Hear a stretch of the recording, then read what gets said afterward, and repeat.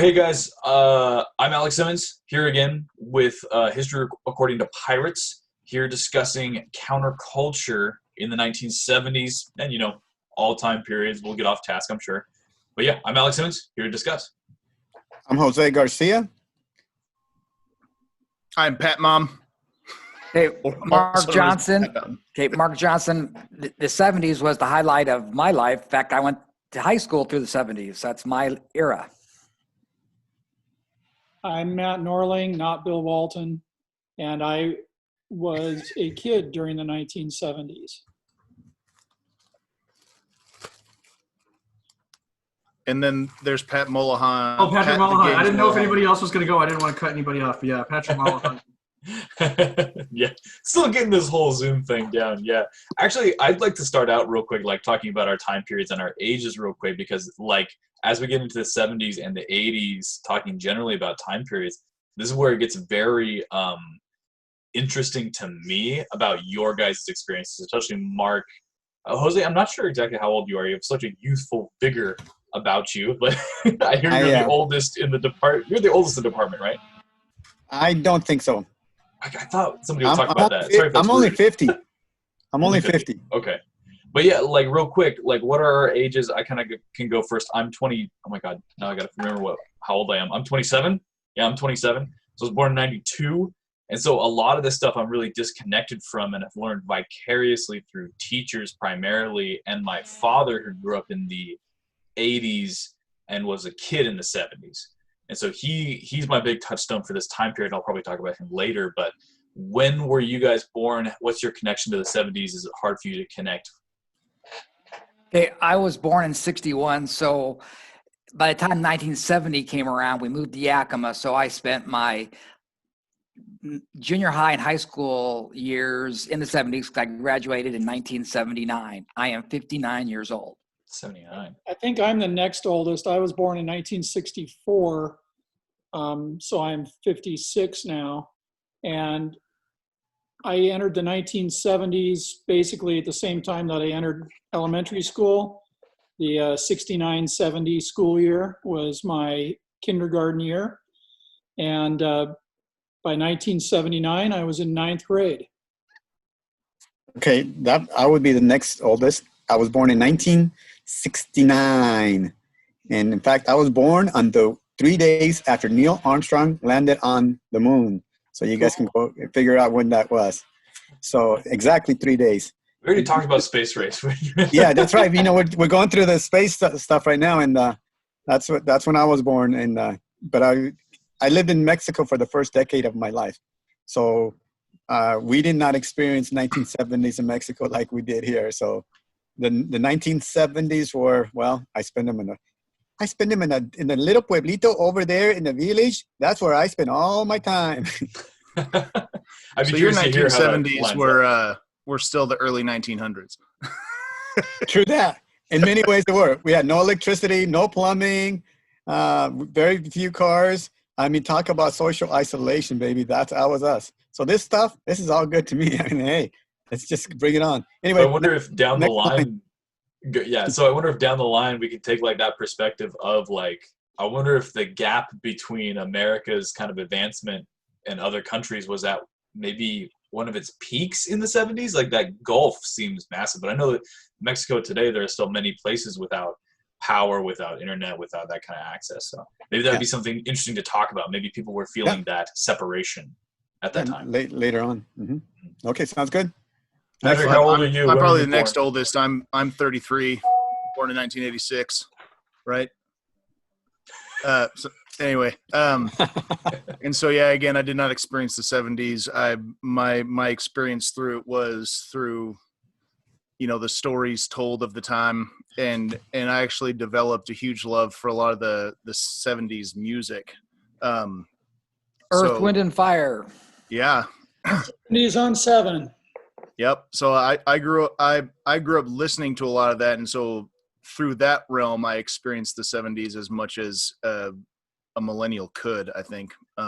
In that. See, I was raised by an 80s hippie father who had a healthy disdain for disco and the mainstream. He was the grunge kid. He listened to Nirvana and stuff when they first came out. When I was like newborn kid, he hated that stuff. So I grew up with a real distaste for the mainstream and the pop culture. So maybe I'll disagree with you on the soul music and the disco here Well, later on. that's actually the perfect segue, right, to the idea of the topic of the counterculture of the 70s. But what about this sixth character in our How about band? Mr. Gaze? Pat the Gaze Mullahan. With the 90s hair coming back. No, early mid-2000s hair coming back. Who are you? How old are you? What do you know about the 70s? But I was sharing pictures with Katie DeHaven this morning, and she said I looked like Justin Bieber. So either she's blind or I'm taking it as a compliment. But Or an insult. yeah, I was born in 1990, so I'm a little bit kind of a sandwich between Pat and Alex. Take that as you will, fantasy or reality. But no. So We'll talk. I'm almost 30.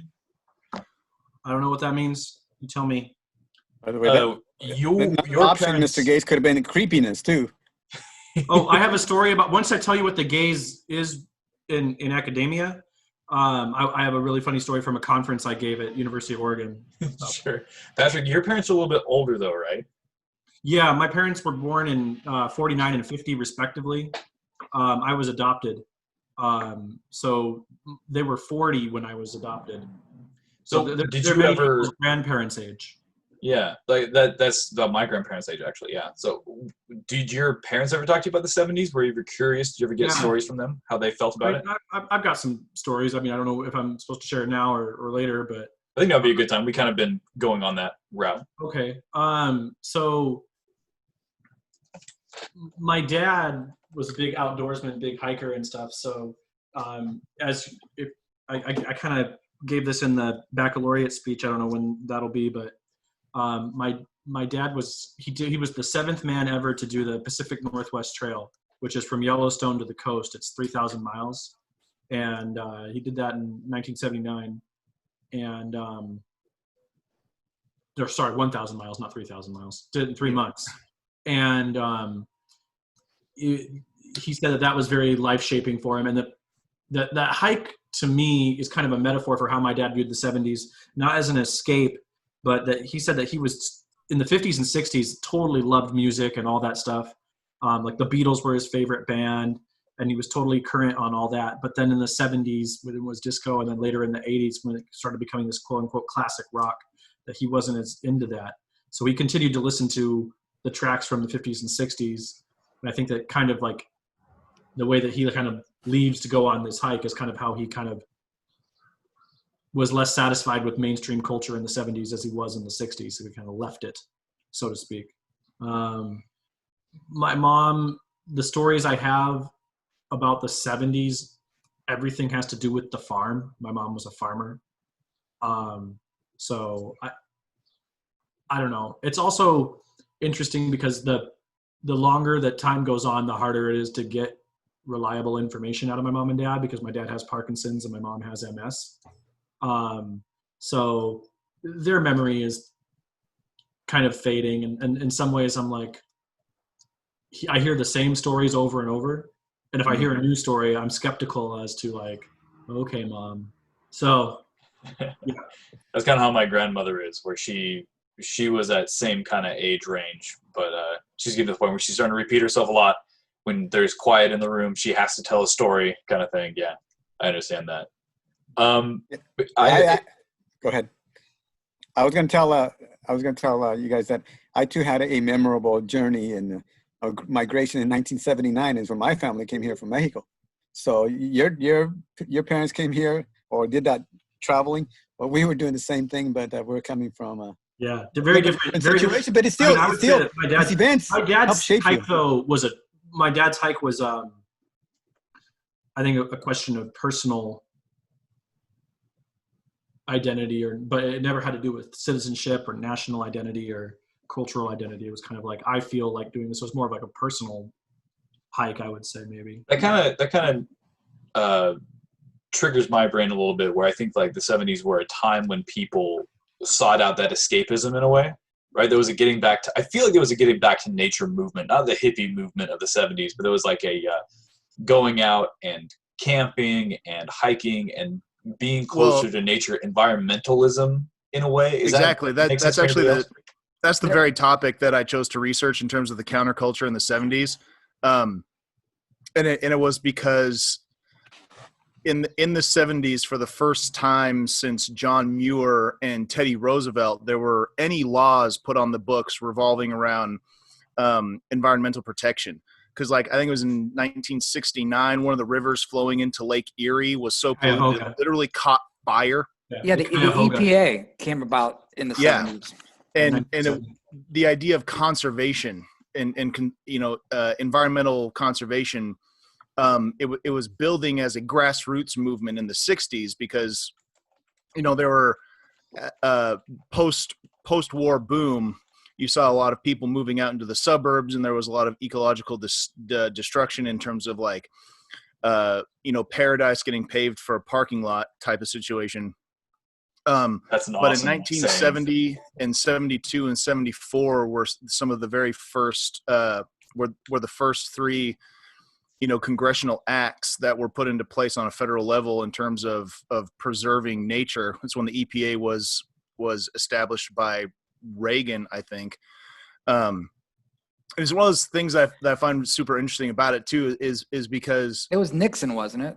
maybe it was Nixon, but the most prominent environmental protection laws were signed under conservative Republican presidents. They were Nixon and Reagan and George H.W. Bush. And it's really interesting, like, because I'm an environmentalist, self-proclaimed, and today it's held as a particularly liberal ideology, yet the most substantial acts were put in place by conservative people. And at the time, the way it fits into this counterculture idea is that at the time there was still kind of the vestiges of the manifest destiny, infinite progress, expand wealth, whatever else. And it was counter to the American dream to say, stop industrialization, stop, production, stop all of this stuff to protect natural resources. And so you did have, like Alex was saying, and like your dad experienced, Pat, there was in fact a huge movement in the 70s that kind of came up from the grassroots movement in the 60s of experiencing the environment and environmentalism in general. And it's one of those, I have to put it in there because we think about conservatives and conservatism. Its root is in the word conservation, to conserve, to protect what is old, right? And that's fits a lot into the ideas and ideologies of conservatism. There's a way that exists now. Let's maintain the existence of now. And that's usually why we see liberalism in countercultures, because, counterculture is a way of life or an attitude that's opposed to the mainstream or the dominant or whatever socially normative, which is why it's kind of interesting that, you have conservatives standing and promoting what we would consider now very liberal ideologies and actions. But it's kind of it is conservatism, like at its core. It's this thing is here. It's what's always been. Let's keep it that way. That is conservatism, to me on that kind of fundamental level. But there's conservatism when it comes to finances versus the environment versus social. So it's kind of hard to all put it into one box. And that's true. Which is where it gets really interesting politically and socially and ideologically. You get interesting lines that get crossed. Gays. Okay, so that's I wanted to talk about the gays later. No, and that's. I'll have to tell the story about the conference in Oregon, but I just had some interesting thoughts on this idea of environmentalism and wilderness and protecting and conserving. And from my kind of nuanced understanding with wilderness is that wilderness is largely a constructed concept, and that this idea of wilderness is somehow these untouched landscapes is kind of a fictitious idea that humans just like any other animal species, modify their environments wherever they go. Sure. We're even modifying Antarctica right now. So when we talk about conserving, like if you look at, like, I guess Mount Rainier is a very Washington landscape, if you will. We're very famous for Mount Rainier. The way that Mount Rainier is preserved is one that, like, a group of people sat down and said, this is the way we want to preserve it. I mean, natives burned fires on Mount Rainier, prescribed burns there yearly. So I think that when we have any kind of national park or environment that we want to set aside and say, this is the way it is, the way it always has been, I think that you're kind of looking at this whole spectrum of time, and you're picking, not you, Pat Boughton, but us. No, you're absolutely right. Yeah. We're picking one time, and we're saying, this is the time that was most authentic. This is the time. So like, I have a lot, I don't want to cut you off. I want you to keep going, but I have a lot of thoughts about, wilderness in general and what that might mean or not mean. Well, and that's where you get into the notion of like, when you're really thinking about environmentalism, you really have to grasp onto the concept that everything is connected and everything shifts. I mean, that's how evolution works and functions in general. And there is, that kind of ties into this mythological understanding of how, like, the Native American tribes were totally and completely in tune with the land, and no, they weren't.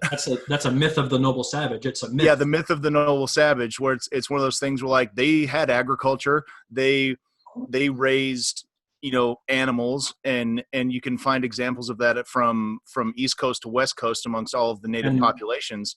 And it is, I would say it's fair to say that there is kind of a connection and appreciation for the land and its broader functions and how their behavior changed it. I think that kind of ingrained in their societies, that was the case, and often still is. It's a different philosophy of the interaction between human and the environment.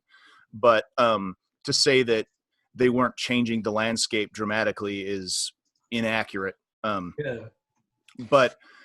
But here is where, in the 70s is where we find that counterculture is the major clash between the environment and industrialization. And like, one of the great examples is DDT, the pesticide. One of the reasons DDT became so heavily fought against and outlawed is because research came out conclusively connecting the decline of the population of the bald eagle to DDT. They found that DDT actually caused the shells of the eggs of the eagles to get thin, and chicks weren't being born. And so, like, the American symbol, the bald eagle, the patriotic master of the skies, were dying away. And it was, like, conclusively proven it was because of this industrialized agricultural product. And that was one of the ways that it was able to gain such bipartisan support in terms of like legislation being passed. Mark? About that time is when we first started seeing maybe the evidence of the excesses of capitalism, like with pollution, air pollution, water pollution. Tacoma had terrible mills, so they always called it the aroma of Tacoma. And in the 70s, it stunk really bad, and they started cleaning it up, and so now it's better. So again, from either a history point of view or economics, the excess of capitalism really started coming to the forefront in the 70s. In terms of environment. Right. I think that, socially, we've seen the excesses of that for quite some time. Yes. Well, and that's where, too, you get the idea of environmental justice tied into social justice. That term was coined in the 70s because they were seeing that the industrial centers where the pollution was most prominently created were happening in areas where the most impoverished citizens of the country lived, in say, like Detroit or those major cities. And it kind of depended where the location was on what the ethnicity of the group was, but whether they were Latino, African American, or white, you were seeing the largest people suffering from the consequences of overflow of the capitalistic models. and industrialization impacting the most disadvantaged communities across the country, which is where that we get that idea of the counterculture and people's rights and social justice and environmental justice. They all kind of have this intersection right in that area, where, you know, a lot of the environmental movement was getting championed most heavily by women's rights activists. You know, they were kind of one of the groups that took it up most avidly, followed by like industrialized unions. So you get a lot of poor white people joining in on that. And then in the agricultural rights movement from, oh geez, his name just left me. I remember the woman, Dolores Huerta. Cesar Chavez. Chavez, yeah. So part of their whole platform and their push too was because of the chemicals and the environmental impacts that were negatively affecting the health of agricultural workers. And so environmentalism was interesting because it never was, until the 70s, exclusively its own movement. It was kind of piggybacking as an element of a lot of other movements that were taking place. And then in the 70s, it started to become its own individual movement with its own groups and political action committees and legislative actors and things like that. And part of that is a huge population growth. So now we need more power, more energy. We need more space to build things. And therefore that this compounds the problem. Yeah. And I was going to say, when we talk about like that, like who's disadvantaged that's exposed to this. I mean, you look at Yakima County right now with the COVID-19 and the warehouses and the workers that are essential, that have to work in these warehouses and with the food. And they're the ones that are, you know, spiking the cases in this county so highly. And that's largely, you know, Latino-based work. Not even to mention across the country with the big meat packing plants, they tracked how pivotal that was to, I think, Iowa's massive outbreak, where one meat packing plant was playing real hardball with this, told their workers, if you don't work, you're fired and we'll find somebody else.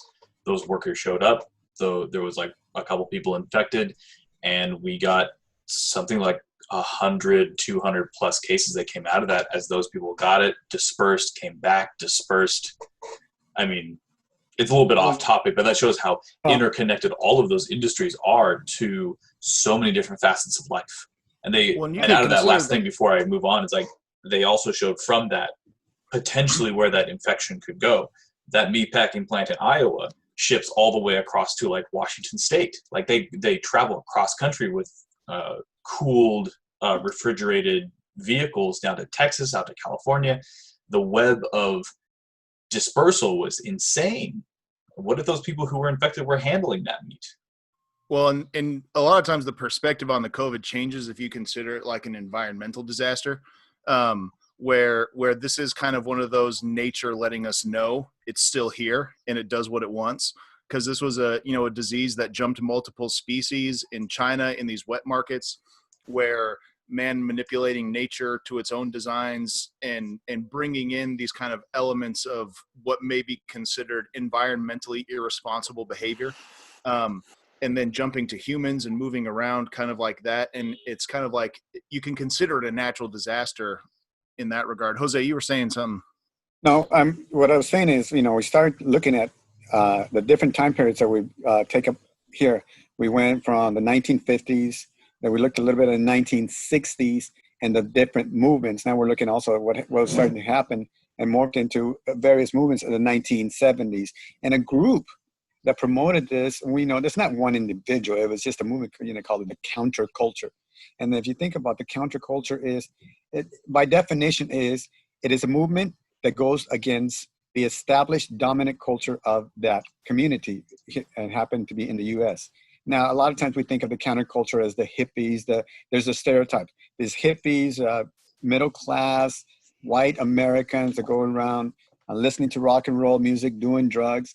But if we begin to dissect it, it's much, much more complicated than that. There are some individuals who did go into become an environmentalist. There were some people who did do drugs, let's face it. But there was others who did the same thing. Just because you were a hippie doesn't mean you were automatically into drugs. But I think when we're looking at the 1960s, 1970s, we got to look at movements that help shape America. And the counterculture was a group of people who began to rebel against the established norm, what was accepted. And maybe Mark can give us some idea of what it was like for him or growing up in the 1960s. We were talking about the counterculture of the 70s, but growing up in the 70s, most people were basically normal and they weren't part of the counterculture, but it was all around us. Because I do remember like blacklight posters you could buy at the in shop. Our hair, again, I had hair, down past my ears in high school and in middle school. And parents didn't like that because, again, they were used to the short hairs of the 50s and early 60s. I remember, bell-bottom pants, tie-dye shirts. That's all kind of the stuff that was part of the 70s. And it started out as counterculture, but it became part of the mainstream because we all wore that. I remember wearing Earth shoes, which they were taller in the front than they were in the heel. And it was kind of a back to nature thing. I know drugs was on the big increase, a lot of marijuana smoking in high school. Of course, drinking beer too. So I think, drugs in high schools have been around since the 60s and it still is today. But for the most part, there was kind of some backlash to the Vietnam War. My dad was in Vietnam twice and Korea once. But in the mid to late 70s, the military was not looked very highly upon like it was in the 80s, 90s, or now. Because had I been 10 years younger, I might have gone through ROTC like my father did. But in the late 70s, it was like, ooh, military. And it wasn't very highly esteemed like it's been since. And again, that was a reaction to the Vietnam War because it was, I think, officially over in about 74. So military was again, something that was not highly regarded. And the Vietnam War was not very popular either. And I do remember in the 70s, you started seeing the war on TV. And a lot of people thought, why are we over in Vietnam anyway? Because it really didn't affect us directly. And it probably didn't even need to indirectly. So that's kind of the hippie, anti-Vietnam, anti-war type era and all the offshoots with the clothing, the long hair and things of that sort. Was there like was there this sense of like fear, discomfort about some other group of people? Like, do you remember encountering this, like, oh, you got to be worried about hippies, or like, oh, do you have to be worried about this thing? Kind of like now today we're talking, or for a while we're talking about, oh, these kids with their phones, everyone needs to worry about the phones or something like that. Like, was there one of those things where you remember hearing like, you got to keep our kids away from this thing? Well, they didn't like, the loud rock and roll music, the long hair, the drugs, etc. But again, most people were, not part of that fringe, so there are some. In fact, Eisenhower High School, came up in the late 50s. But when I was going to school in the 70s, Davis played all their home basketball games at Eisenhower High School because we didn't have a gym. It was torn down a lot earlier when they were going to build the old school, which was a new school. I did see the castle, but I didn't go to the castle, but I went to the old school, and now I see the new school. But again, there were about a 15-year period where we didn't have a gymnasium, so we played all our home basketball games at Ike, and wrestling, though, was at Davis because those aren't attended as well. So would you guys say that the people that involved were, we would say that in the counterculture, was a fringe group, a minority group in terms of numbers, even though they were interesting, they may have been a fringe group and a minority group, but most of them came from the dominant group, which meaning the white culture, white middle class individuals. Would you say that's a fair assessment or maybe not? Other people, what do you guys think? It was a fringe group and there weren't very many, but even though they were small, it did have a big impact on what we saw on TV, the clothes we wore, the things that we did for entertainment. Again, even though most people weren't involved, it did influence our behavior and our social structures. Okay. Alex, you were going to say something? I was going to circle back to speaking of these groups within groups, especially like minorities within the majority, you were talking about the Vietnam protests, and I think back to that really famous photo of John Kerry, who was testifying about the abuses in Vietnam. I mean, even within our military structure, there were individuals that were protesting and against it and were trying to make a change there. I mean, in the military, we like to believe that everything is completely unified and completely on the same page. We see publicly for the first time members of the military saying, this is wrong, we are doing something wrong, and we need to do something about it.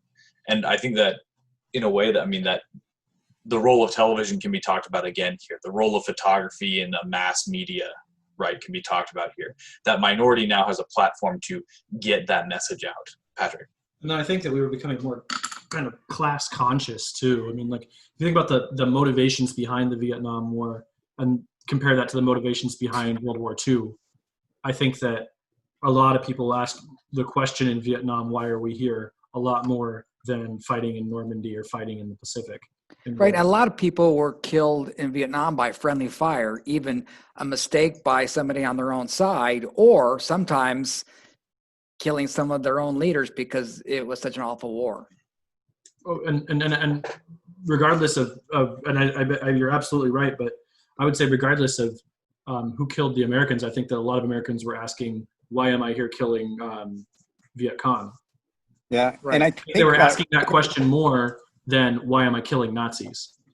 And Pat, I think that's a good question or a good point that you bring up there, because I think that is the essence of what the counterculture was looking at is, what does all this mean? What does it mean, and what is my role in society here? And I would they begin to question everything, and they say in the 1950s. I mean, the counterculture and the hippies don't come in the 1950s, but the forerunners to them, the Beat generation, they're the beginners of that. Beatniks, right?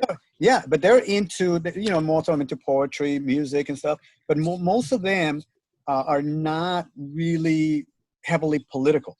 It's more personal stuff. Now you start seeing these people, these hippies, that are saying everything is political, everything is personal, but it's also political. The personal is political. And so you see that they begin to question the role of capitalism on the environment. They begin to question social issues as well, and not just. I wanted to tie onto that classism thing, that class distinctions, because it was also during the draft of Vietnam. If you were attending university, you could gain exemption from the draft, and so it was one of those where if you couldn't afford college, you couldn't dodge the draft. You had to run. And so it was one of those where, like, you see a lot of the protests and the photos and stuff that were taken at like universities where the National Guard, shot and was like, well, those were the rich kids that could afford to not go to war. And that became one of those deals where people were like, wait a minute, what's this all about? And that became a broader concern too. Just real quick on what Jose said, like it kind of crystallized in my mind for a second that when we talk about counterculture in this era, it's activism. And before this, counterculture was just that. It was like the kids that listened to different music, the beatniks who defined themselves by how they acted socially. But in so many ways, counterculture in the 1970s and beyond becomes a defined act. You associate it with activism politically, environmentally, more, which I think is really interesting, something I didn't think about to this time. Mark was waiting for, well, I guess. Yeah, Mark the reason why, something. In the late 60s and early 70s and mid 70s, a lot of kids went to college to avoid the draft. And that's why there was a big surplus of teachers in the 60s, 70s, and 80s. And then finally it started coming down because people would go to college to get away from the draft. Easy degree being a teacher. Patrick. I would argue, though, that it might be a little reductionist to just kind of say that the activism was a role just in the 70s and it wasn't before. I think that we always kind of have to keep in mind positionality. Like when we say, oh yeah, people were just kind of normal at this time, whether it's the 2000s, the 70s, or whatever time period, I think we have to take into account who are we socially, like how do we fit in this bigger wheel? So if I'm only surrounded by people who are like me, and we are quote unquote the dominant mainstream normal culture, all I see are other people that are quote unquote normal. Doesn't mean that people that aren't normal don't exist. And even to use that word normal is implying that my way of being is the right way and the dominant way, and these other people have to change to be like me. Right. There's my way or the wrong way. Okay. And that's kind of like the I would challenge myself and the rest of us is to keep in mind is that I would say that activism was very much a part of the 50s. Kind of like we talked about how things become cool. I think that activism was becoming more mainstreamable by the 70s, where by the dominant culture, where in the 50s, blacks were active, but the whites hadn't accepted the message yet. Yeah. I mean, it's like any time period. It's like women's rights is a big thing in the 70s because of this, right? Like that's where people point to. But there's so many waves of feminism that happen across time. I mean, the women were, it's so funny because we were talking about it in our meeting today, right? Get women in the podcast. It's like, women's rights transcends time. And throughout many, I mean, prohibition was a feminist, a suffragette ideal that started. And that was far before women had the right to vote and stuff. So it's like you can't say one time period was better or more activist-centric than others. One thing I wanted to transition to, because I like what Malahan said, is it's a little jumping forward in time. But when I thought about counterculture, I wrote a paper in college about grunge music, especially in Seattle and Western Washington in the 90s. Is that music? Yes, it is. It is, and it's better than your disco trash. So, I like disco. Again, raised by a very anti-pop. Luca Heinz a discotheque dance. It's called soul music. What I like. And grunge is getting to the gutter where Where is the washer closet? I would like to go a disco dancing. But anyway, so grunge music emerged in Seattle because geographically it was cut off from the rest of the nation. Major bands, major people like disco, pop, like rock music of the 80s didn't go to Seattle. They didn't go to the Pacific Northwest because there wasn't money there. They didn't see fans there. It was so geographically secluded. They were like a little extra history to that, Alex, is the hair rock metal scene that kind of blew up in California. The grunge movement actually started there in California as a counterculture response to the hair metal, and it found a home, like a thriving home in the Pacific Northwest. Yeah, in the late 80s and 90s. But like Eddie Vedder joined Pearl Jam from California. He came from California, having done grunge music down there first. I mean, that's where it started originally, but it was part of that counterculture. It was in the mainstream of rock in the 70s from California, had its counterculture response in grunge there, and then it relocated and found a serious home in the 80s there. Yeah. So my paper, when I was talking about that, I talked about that seclusion in the Washington State Sound area, Olympia, Seattle, all the way up into there, and how, like Patrick was saying, that was the mainstream there.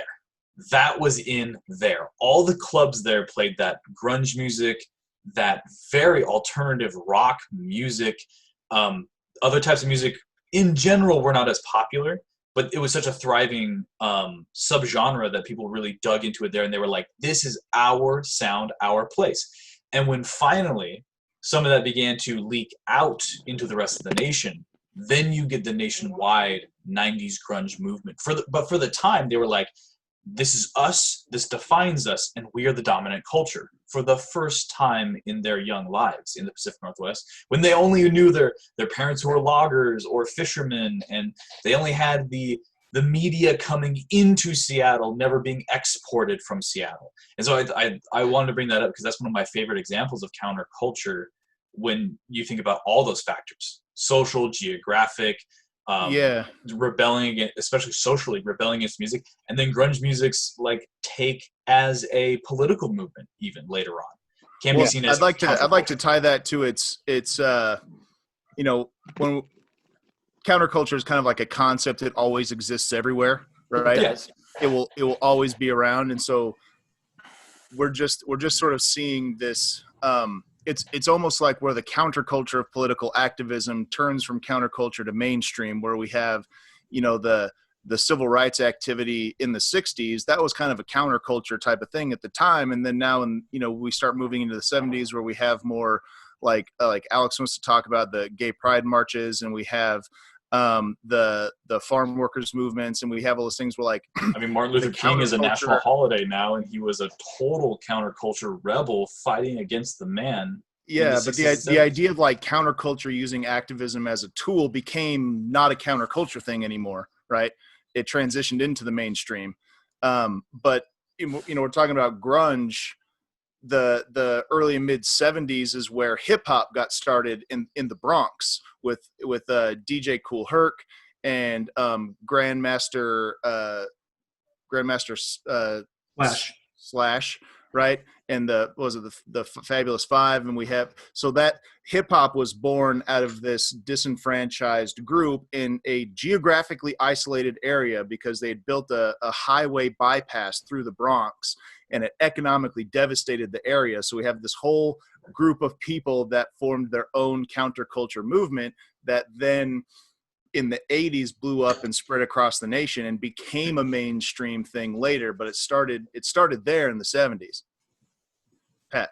Okay, so you inspired me. I think when we say that activism becomes mainstream, I think that's a survival strategy for the system of capitalism. Because a lot of those things that people that were becoming active against were the foundational structures of capitalism.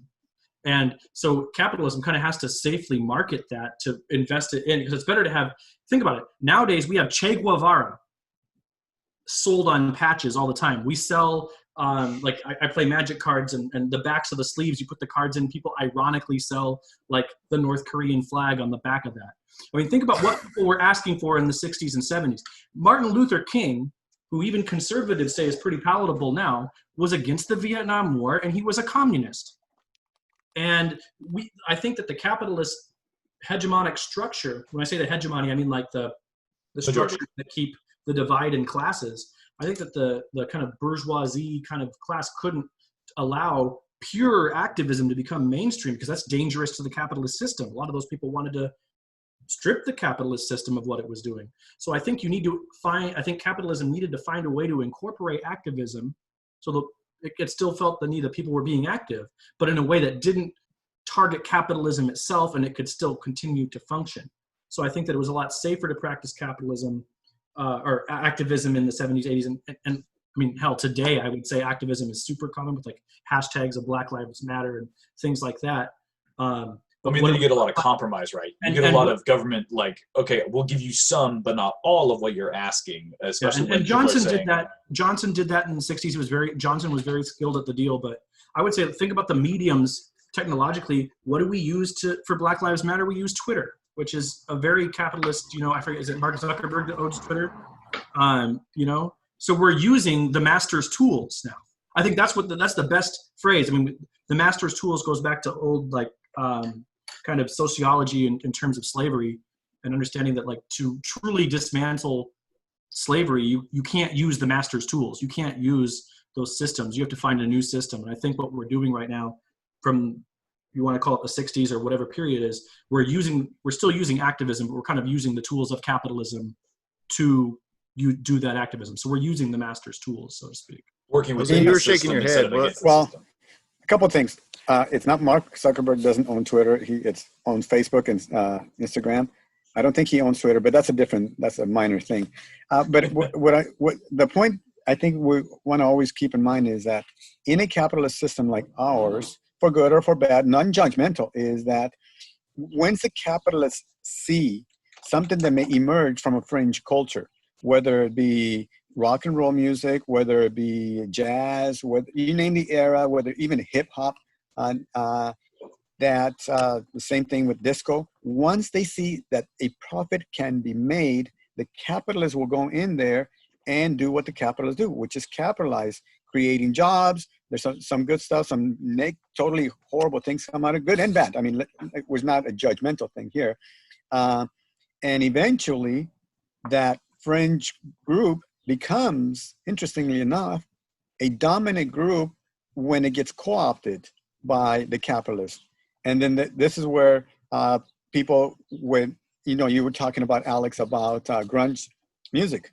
Well, if you go back and look at traditional rock and roll, is very popular in 1950s and 60s. And the grunge movement said, no, we're not going to do that. We're not going to fit into this stereotype of what rock and roll is. We're going to, in essence, create a new type of music, and this is where grunge comes out of it. And the irony of that is that it went nationwide, got completely commercialized, right, lost the spirit of it. Everyone was wearing the like flannel, and everybody had like the loggers hats and the ratty clothes. It became a nationwide phenomenon that was then brought into mainstream and was capitalized on. Then people rebelled against that culture and created new music like again, and it was a harkening back to the good old days of rock and roll. And then you have hip hop challenging that stereotype, and then you have electronic dance music emerging to even counter those things. It's one of the things I find interesting about that is as those things became mainstream, the activist elements of them in many ways passed into the mainstream with them. And so I think about Grandmaster's Flash, main hit song was talking about how trashy and terrible the circumstances were in the Bronx, like broken bottles everywhere, right? And that became kind of a rallying cry in certain areas to support to provide support for the region and try and bring those people up. And when you think about like the grunge movement that came out of Seattle, you have songs like Jeremy from Pearl Jam and a lot of Nirvana, and they brought out with them this awareness of, especially like with Nirvana, you had a lot of these dying logging towns and depression and suicides, and the idea of unattended people suffering, and people that are that grow up in unattended an to empty house, or with the parents that are the alcoholic parent, or just this feeling of loneliness and being ignored as a child. And that was brought out so much in Nirvana's music. Absolutely. And that's one of the interesting things where when you have a democratic society, the rights of the minorities are in the hands of the majority. Like they have to be that's just how the system works, and capitalism is kind of I would say fits in with it. I would say the majority, not necessarily, it could be just pure numbers, but the majority could be like the majority of social and political capital. So you could look at South Africa. There are way less whites in South Africa and I would say apartheid society. Yeah. I think one of the ways to look at it is not necessarily majority numbers, it's more the dominant culture. Whatever the dominant culture would be, you give a good example, South Africa. It's the same thing in other parts of the world. The counterculture is it is a culture of rebelling against a dominant culture, meaning dominant in terms of power. Because the people who are in power will really dictate what is accepted, what's socially accepted, what's not socially accepted, from the way people dress to the music they listen to. But then there's people who feel oppressed. They're going to bounce back. And you can look at Yakima. Look at Yakima right now. I would say Yakima right now, if you look at like the New York Times article that was written, and even without you just walk around Yakima and are aware. Yeah. And there is an imbalance in power, and I think there actually is. There are, I think, more Latinos now in Yakima than whites, but the whites have more of that political social capital, and I think that there is. They're the ones that engage as well. They're the ones that whites are the ones that feel like they can engage, not be judged, and their vote has power. Many Latino people, maybe just basing off of our students and nationwide, people of color feel like their vote does not matter, and they're disenfranchised with the political system.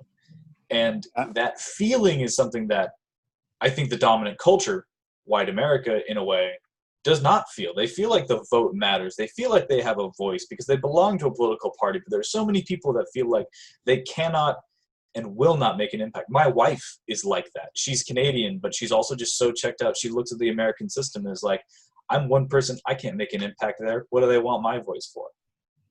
Yeah, and I think one of the things we have to also keep in mind in that when we say the dominant culture, that does not necessarily, we're not saying that if you are part of the dominant culture, regardless of the country, that there are not going to be people within that group that are really, really going to be caring about minority rights, about the oppressed groups. Because during the civil rights movement, there's a lot of whites who were also partook in the civil Bernie rights movement. Sanders. Yeah, I mean, so what happens? I think it's not black versus white. It's not a brown versus other colors. You name it. In many ways, it's a class issue. Is the people who have the economic power, the political power, but even within that, there are some individuals who will start partaking in a movement. And the thing that's interestingly enough is that once that group and members of that group really, really start partaking in the activism, attention is brought more and more to that. Well, So that's kind of what I was getting at with the music thing, right? Where you have these minority countercultures reaching mainstream awareness, where the majority, whether you consider it through sheer numbers of people and voting, or the majority of those that have political and economic capital, where like think about how hip hop became more mainstream and more consumed and digested across the nation. Like, would you guess that without the gritty anger, socially and politically charged lyrics of hip hop in the 70s and the early 80s, that we would have that, like, it rode on the coattails and elevated in a different way to different places in the country the plight of African Americans? Same with like the one of those byproducts of capitalism and the environmental movement was like Kurt Cobain came from a dead, depressed town that was a logging town. It used to be vibrant and rich, and then the environmental movement and the EPA shut down logging in the area. The town died, fell into heroin addiction, all kinds of problems, and now we have this group of people that would not have been attended to as carefully before, elevated and attended to. And so it's like the majority, quote, the majority has this access to a minority population's issues. And it's kind of where the art of counterculture, as it rises into mainstream, brings the plight of minorities and disenfranchised into the greater consciousness, and allows for the majority to tend to the rights of the minorities. Very cool. Alex, go ahead, Alex. Patrick, if you want to go off of that, Patrick, go off of that. You I wanted to change subjects, so I wanted to move on, or move into my kind of discussion. It's kind of a double-edged sword as it becomes mainstream, because I mean, if you look at like as things become mainstream, they in some ways, no matter what end of the spectrum it's coming for, it can lose the sting, so to speak. Like if you look at like, we're selling Che Guevara communist badges, or the thing that I really would say is, I mean, you go to West Valley, a very conservative area, and their high school kids are bumping hip hop, and some of them will listen to old school Biggie Smalls or NWA, and they'll bump that stuff. They'll even bump music from like Nas and Tupac and stuff like that, and they themselves are super conservative, but they'll consume they'll consume, appropriate the music, but not the message. Not that appropriation is always bad. And like the idea, like I would say cultural exchange is good, appropriation is bad. Absolutely. Cultural exchange, I still keep the meaning. The meaning is still there. And I think that the meaning is somewhat lost when we just consume the clothes or the music or the food. Like for instance, we love tacos, let's go to the taco truck, but build the wall or what have you. So I think that there's a friction there sometimes. Yeah, but the question is, why is it? I mean, why is it that the dominant culture, or is it a moment? Is it a person?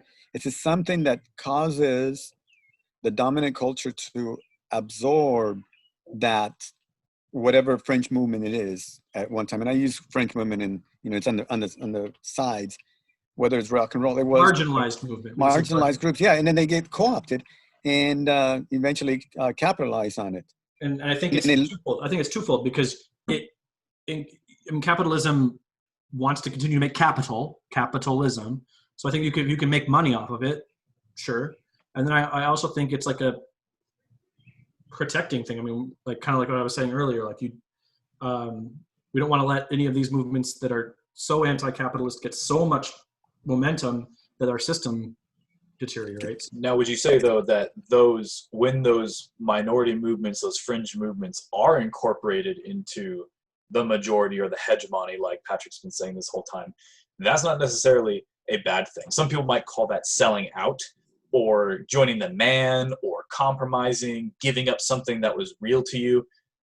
But and I was just kind of thinking this on the fly, if you think of those movements, anti-war in the 70s, anti-Vietnam movements in the 70s, radically changed how Americans viewed war. Even women's rights did this as well, and hip-hop did the same. All of those movements are incorporated into America. America now cannot get away from our relationship with anti-war movements. I mean, since the 70s, even the 60s, anti-war movements have been ingrained in the culture, and everybody from that point onward knew protesting war is an American tradition now, I would argue. So if you want to think of it like physiologically, right? Maybe you would get, maybe that Vietnam movement is a cut or a bruise or something, it hurts the nation. And people are saying, oh my God, that's a wound, it defiles the nation. But over time that heals. Over time that becomes part of you. That becomes the tapestry of scars that make up what really is the nation, right? That is the soul. You see our history written like that. And so I think the overall theme we're dancing around here is that countercultures rise, get absorbed, new countercultures rise, and then are absorbed again. And that's always, I would say most of the time, always a net positive. I hope that the new neo-Nazi movement does not do that, but still, I mean, like, you see those positive things incorporate making the nation stronger, and that hegemony, I think, stronger. Does that make sense, or am I just rambling now? Yeah, I think what you're talking about is that movements are in constant evolution. Whether it's music that's constantly evolving, and like I said, for good or for bad, not a judgmental. Sometimes it's just a net. That's what it's going to lead to. It's going to change. Eventually, a movement will die off. And in America, and people talk about revolution, or Bernie Sanders revolution, whatever it may be. What you really have is individuals says, we are tired of the way things have been, and so we're going to introduce something new. But can you really, really, really do that in America, where you keep the same economic structure and you keep pretty much the same governmental structure, but expect new outcomes? I'm not sure that it can be pulled off. But we have seen that really change politically. Sure. If we want to talk about like political counterculture, I mean, the thing that I've jumped to immediately is the role of the president, where a president's power has expanded massively since its inception with the signing of the Constitution. I mean, our presidents are even in Vietnam. Hey Matt, even in Vietnam we see Korea, the term police action as a go around for going to war, literally going to war. There's no arguing about that, right? So we see our politics changing continuously. And again, we might not agree with that, right. But that, this could never be part of us, scarring effect, and that absorption and that creation. I mean, we take the president's power for granted so often these days. Even the minor adjustments in politics in the Congress, the Senate, and the judicial branch, they are continually gaining or losing powers throughout the last 200 years that we have been a nation. Right, Alex. And I guess I see the counterculture is a group of people asking America, what do you stand for? What do you believe in? Is this what you really, really want? And some people are completely okay with it. A lot of people who were participants in the counterculture said, no, we don't like the way our country's going. And some people retreated inward. Other people became more politically active in various groups. That's how I see the counterculture and the legacy it's going to leave. Definitely. But maybe Matt or Mark, you guys can chime in on what you guys see as the importance of the counterculture movement or something that maybe sticks out. And Matt, you want to chime in? Sure. So I have to be really honest. When I was growing up in the 70s, I would not have known what counterculture is or have been involved in it in any way because my family, my parents, that would have been the farthest thing from our life that you could ever get to. So when I was thinking about the 70s, I was just thinking about, okay, things that changed in the 70s. You know, I don't know if that fits under counterculture or not, but one of the things that it was important to me as a kid and still as an adult is sports. And sports in the 1970s went through lots and lots of changes. So thinking in terms of, you know, a kind of a counterculture thing, Major League Baseball teams started wearing wacky looking uniforms. You know, the road blues, all these teams had solid blue road uniforms, which, you know, some of them looked pretty good. Like the Mariners had all blue road uniforms. The Chicago White Sox, I don't know if any of you are White Sox fans, but the White Sox wore some of the most ridiculous looking, they looked like pajamas. And they wore shorts once. And so, you know, strange things. And then you have, now some of you guys look like you belong in the 70s with your hairstyles a little bit, especially probably Alex. And beards. Beards were so not Yes. mainstream before the 70s. So in 1972, the World Series was between the Oakland A's and the Cincinnati Reds. And I was only in third grade when the World Series was taking place in fall of 1972.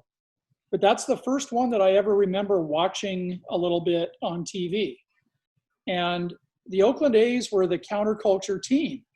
Their owner, Charlie Finley, he was absolutely not into tradition and all this stuff. And his players, the Joe Rudy and Reggie Jackson and Raleigh Fingers, they all had mustaches and some of them had long hair And white shoes.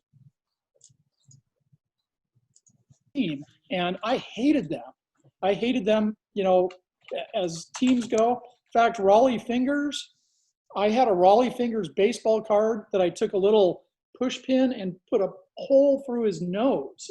That's how much I disliked the Oakland A's. Fortunately, I bet you regret it now because you could have sold it for a lot of money. Yeah, not too much.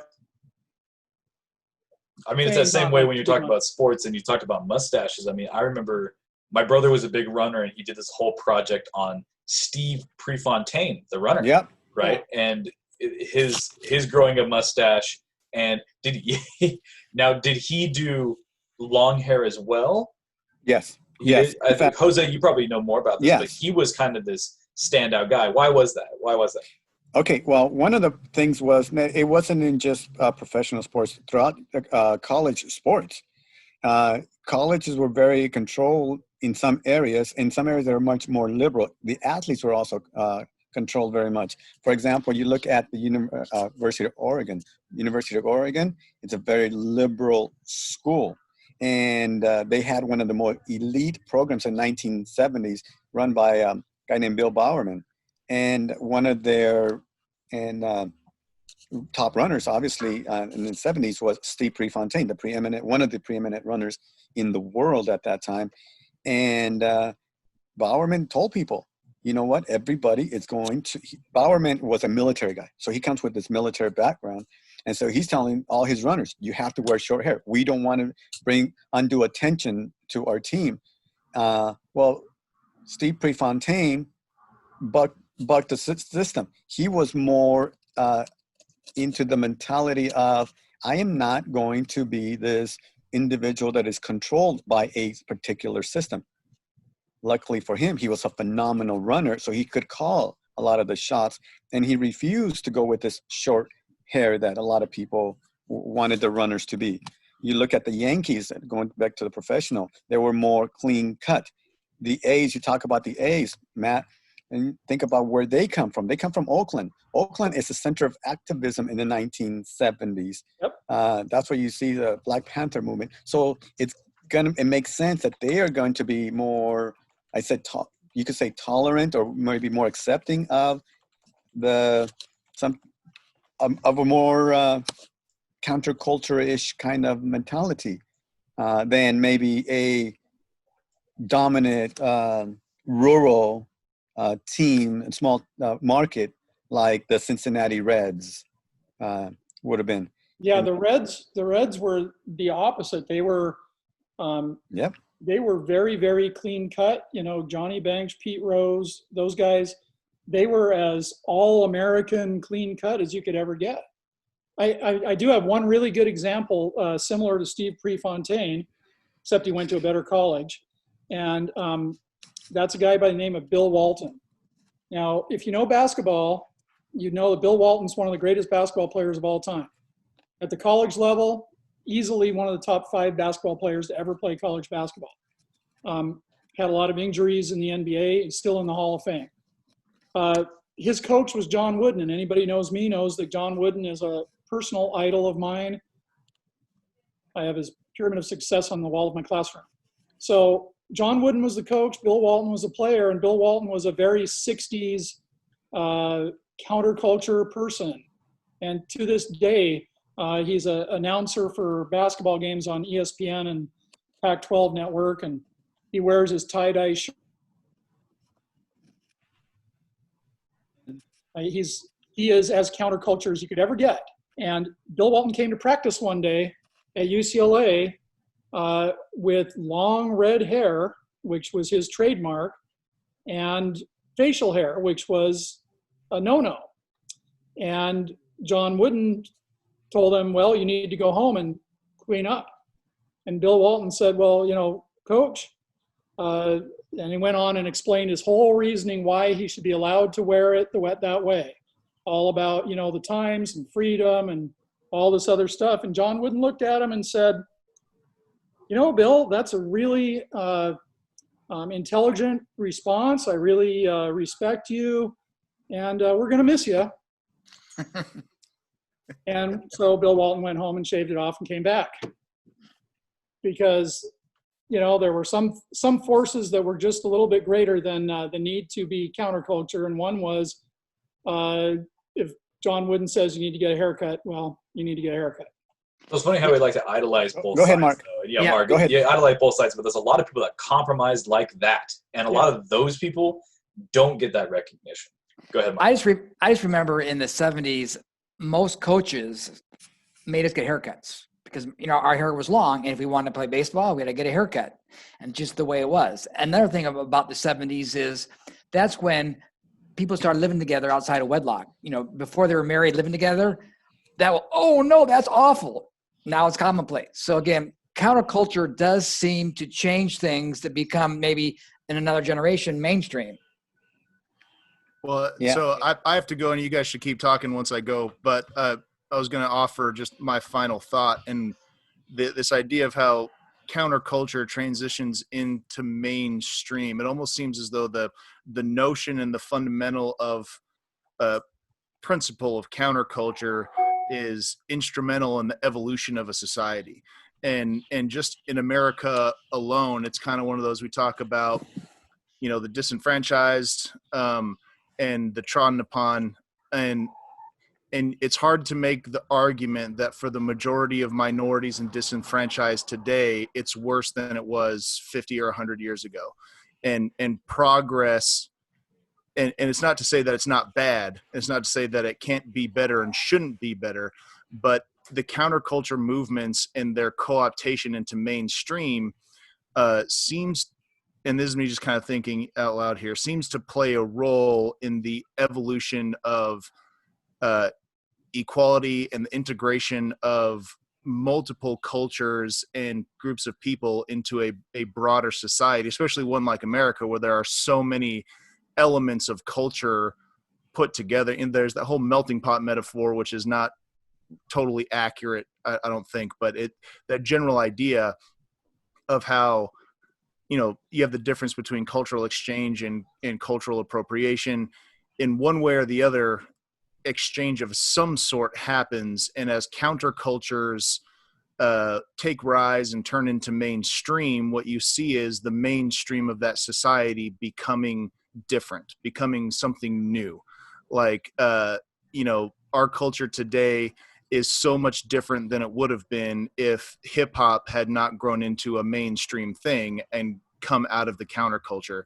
And same with grunge, and same with the environmental movements, and thinking of athletics. And if those countercultures of who got to do what and look like what in athletics did not, think about what like Kaepernick, today, as his counterculture action of kneeling to the national anthem grew into an element of mainstream, and love it or hate it, it has, just like all the others, has played a role in changing our society in some broader perspective. And it's, again, one of those where, like, people like the change and people don't like the change. That's kind of the nature of change. That's how it works. But countercultures as a general idea seem to be instrumental in a large collective like the United States, in adjustment and growth and evolution. And that's my final thought. Carry on. I'll catch you guys later. I think we should move to final thoughts. I think we should move to kind of last statements. We'll see you, Pat. Love you. Don't get eaten by a bear. Hate to see you leave. We'll try.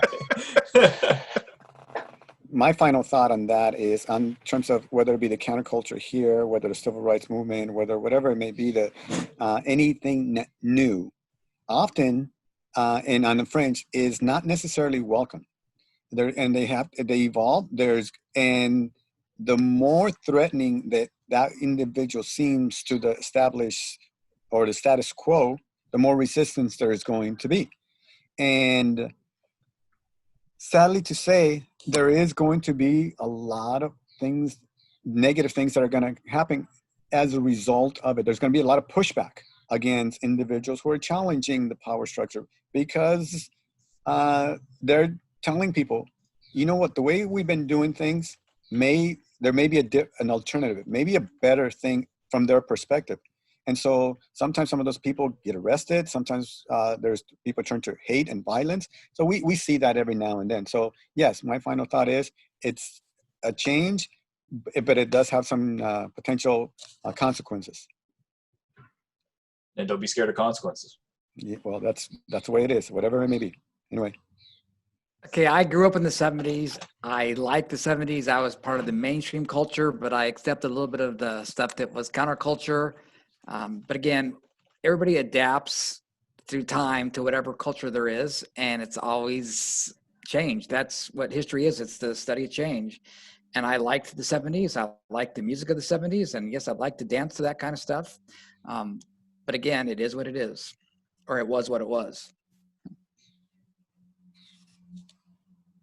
All right. By the way, my Zoom background has a good old 1970s haircut. That picture was actually 1982 when I graduated from high school, but it was the same for probably at least the 5-6 years prior to that, if not farther back. And I'm going to very quickly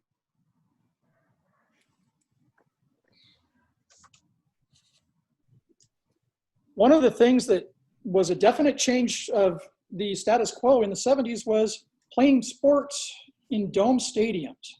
And for those that hadn't figured it out, that is the Kingdome that I'm sitting in this Zoom picture. And the Kingdome is not there anymore, but I pretty much spent the last few years of the 70s going to the Kingdome as often as I could. I went there to watch the Mariners play starting in 1977. I went there to watch the Sonics. In 1979, the Sonics won the NBA title. They played lots of games in the Kingdome. And I used to be able to go to a Sonics game for $3 and sit in the upper deck at the Kingdome. And sometimes even like right at mid-court, but you're really high. And And the upper deck at the Kingdome would have been, I don't know if you can see my cursor, but it's over there. I don't know if you can see that or not. But the upper deck at the Kingdome is pretty high. It's a long way to watch a basketball game, but for $3, it worked out great. And on June 1st, 1979, the Sonics won Game 5 against the Washington Bullets to win the NBA title. It was in Washington, but we were ready to, my friends and I, to go down to the Kingdome and spend the night on the sidewalk to get tickets the next day for Game 6, which would have been a couple days later if the Sonics had lost that game. But they ended up winning, so we didn't have to do that. But the Kingdome was not too far from my house. It was about a 15-minute, 20-minute car drive. And I spent a lot of time there, and it's no longer there, the Kingdome. It came down, and I think it was 1999 is when it stopped being used for a stadium, and then they tore it down a couple of years later. So that was pretty interesting. But I spent a lot of time in the Kingdome and the other dome stadiums like the Metrodome in Minneapolis, and of course the Astrodome had been before that. The Superdome in New Orleans came in the 1970s, and a few others, some of which are not even there anymore. But lots of dome stadiums. Sports changed a lot. But I'll just stop it right there, because I think the Kingdome was a microcosm for the 70s. Bring everything inside, put a lot of cement around it, and put it on TV. That was 1970s for you. All right, thank you. Interesting. It's funny thinking about my final thoughts and whatnot. It's like this is turning into the music podcast instead of the history through these decades podcast. But I think I have to echo in a big way what Jose and Pat had said, where you see counterculture rising and falling throughout history. In the United States, it's very poignant. It's very in your face a lot. We pride ourselves on both our rebels and on our heroes. And a lot of the heroes were once rebels. But it's important to keep in mind that countercultures have sprung up all over the darn place. The United Kingdom is a great example where they have an extremely rich history. They have a lot of countercultures that have come and gone, and they are very, I think anyway, from the outside looking into that culture, homogenous. They are very united in their way that they handle things. When you look at America, I think there are more things that tie us together than separate us. And to those people that are just addressing students, if you believe you are part of a counterculture, have faith that one day you will be absorbed and you will make this nation a better place by becoming part of this society and this culture. We are seeing a lot of strife right now with Latinos in this country, from those who are immigrating here to those who have been here for a long time to those who are pushing that culture. And those people will be I don't want to say that they're not accepted, but they will be accepted as African Americans have been. They will be brought into the American mainstream like many other cultures before have been. Like the Irish, like my ancestors were 100 years ago when they were vilified for being Catholics coming to America. We will all become hegemonic one day. We have to have faith that your counterculture will enhance that, not tear it down. So keep to that. We'll see you, Mark. Pat's going to finish this out. Okay. And Alex, feel free to, I invite you to chime in on this. I was going to go, my final thought on the overall discussion is that as things become more mainstream, we were talking earlier about like why they become mainstream and how they kind of become veiled in this capitalist system. And I was saying like the language often reflects, like language changes in a more veiled way, I think, once movements become mainstream, so that they're more palatable to the mainstream. So James C. Scott, I changed my name on the screen. James C. Scott, anthropologist, did a lot of work in Southeast Asia looking at peasant societies there. But he looked at how state-level societies all around the world, not just the United States, but England, Australia, Canada, state-level societies often change names to make things sound better, even if they're bad things. So like they'll often describe things like we're going to pacify another country, or we're going to pacify a population, which is really code for saying we're going to use armed insurrection to suppress their movement. Or we're going to calm a patient in a mental hospital, which means by confining them and putting them in a straitjacket. Or capital punishment for a state public execution. Re-education camps for prison or for political opponents. Or an example very, very far back in history, we're going to trade in ebony wood instead of saying human slave trade. So you kind of choose language that makes things more palatable, so people also don't realize that maybe the things they were fighting for they never achieved. But then I was kind of good to give a counter perspective to Alex, and I invite Alex to. I don't want to just have the last word and jump off the cliff here, but I would argue that there was it's the 60s, but Martin Luther King wrote a letter in the Birmingham jail where he was saying that all this time we've been asked to wait patiently for our turn. And why should we wait? Was kind of the gist of his letter in the Birmingham jail. And so, and when we say like, have faith that one day we'll be part of the mainstream, and then that may or may not be good. And to ask the question, is it good to homogenize completely? Sounds like more of Malcolm X than King then. Separation is the key. Well, and I think separation on our terms, not the white man's terms. We've also, like I kind of hinted at last week, we've also really reduced King's message to what is most palatable. Yeah, absolutely. A lot, we like to leave out that J. Edgar Hoover was following King and taping him for being a communist. But we love to focus on the "I Have a Dream" speech, which was only a section of that speech and not even the whole speech. So I guess, and when we say wait, I mean, I would argue that we haven't even fully homogenized many minorities in our country today. I mean, you look at the video of the man that died last week in Minnesota. So, and then I guess to fully bring things back, like we were talking earlier about positionality, like I have the positionality to say that, things are okay, I guess, being, the middle class white guy that I am. So I have more opportunity to say wait. So. Yeah. I think my message wasn't, I wasn't saying that we should you should lay down and wait for change to happen. No, I guess I didn't come across quite clear enough. I think you absolutely fight tooth and nail for change, but have faith that what you are fighting for will eventually become part of the homogenous system, the mainstream, the accepted culture. And I mean, you have to fight real hard for that. People throughout our history have fought so hard for that through prejudice and everything. But have faith that eventually, like many movements before you have, that you will break through. And in a couple of generations, when the people who resisted have gone or are no longer the main voice of a community, you will be that voice. And people will remember that you fought and that you are now a part of the mainstream. It could be getting it a little bit wrong there, but that's more or less what I was saying. I'm trying to, anyway. And again, it's easy to say that from your comfortable suburban white mainstream perspective here, especially when we preach to students that are very not a part of that. To tell them to have patience is ironic.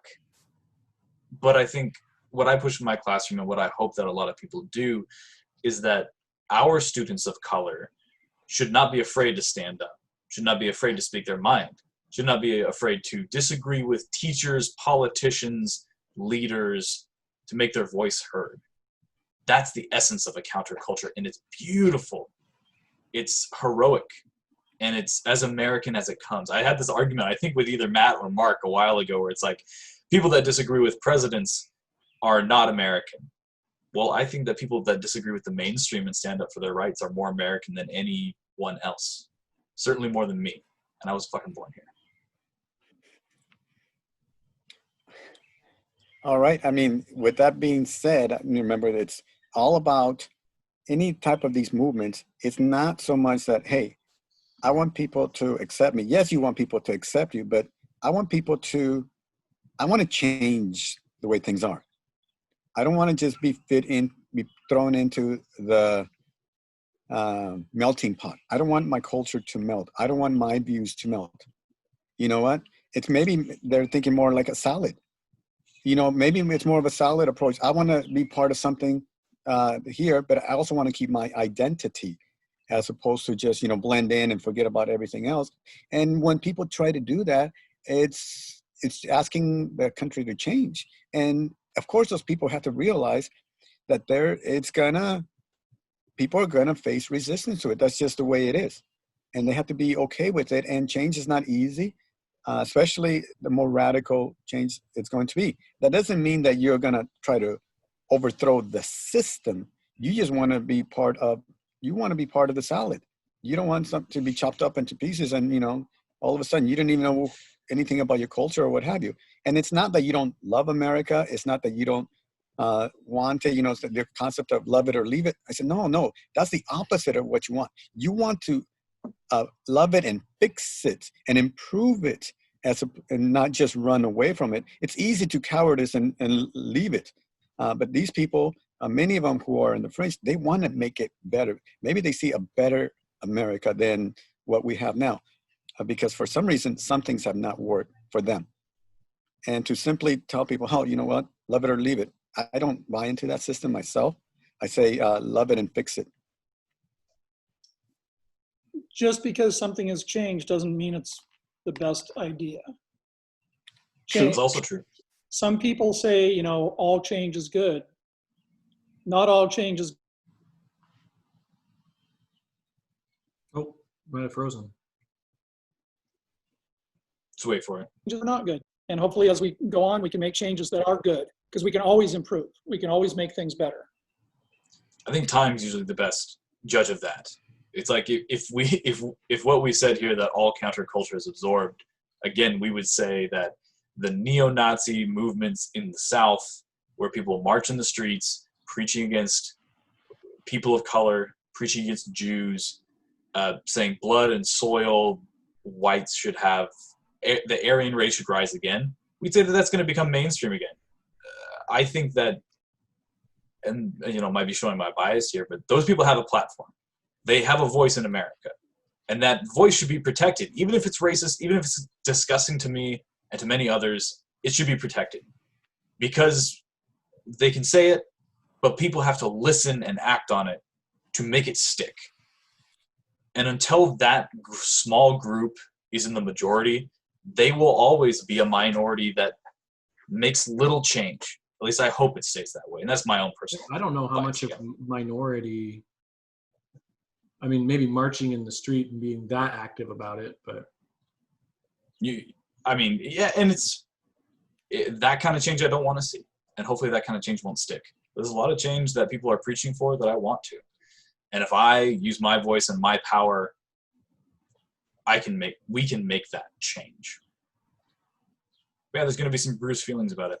Well, I just hope that the fringe doesn't make us cringe when we see the final product, you know? Sure. I mean, it's neither here nor there at this point. And, you know, right now we're still at a very, when you're going through something, you may see maybe a better future. Others may see that what your view is not necessarily a positive thing. And the good thing is, as of right now, we still have the ability to talk about these things, implement changes, and that when we're doing this, hopefully we're not end up in a gulag. For sure. All right. I'd say that's a good point to end on. No gulags in America. Or in a cage. 2024. No cages in America. Okay. I'm Alex Simmons. It's been a lot of fun. Jose Garcia, I'm out. Matt Norling, have a great day. Patrick Mullahan, take care.